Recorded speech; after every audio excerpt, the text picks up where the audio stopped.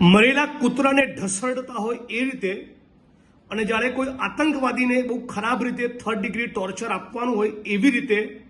દ્વારકા જિલ્લાના ભાટિયા ગામમાં, કલ્યાણપુર તાલુકાના ભાટિયા ગામમાં એક દલિત સમાજના ઘરમાં ઘૂસી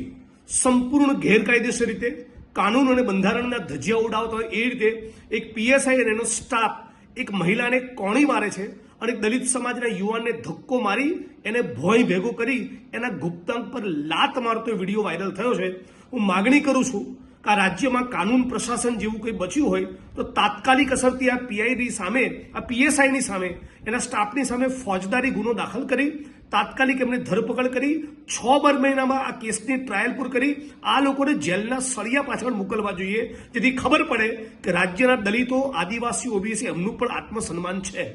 હું આશા રાખું છું કે તાત્કાલિક concern SP, IG, collector, home minister અને સીએમ આમાં યોગ્ય પગલાં ભરી ગુજરાતની અંદર એક મેસેજ આપશે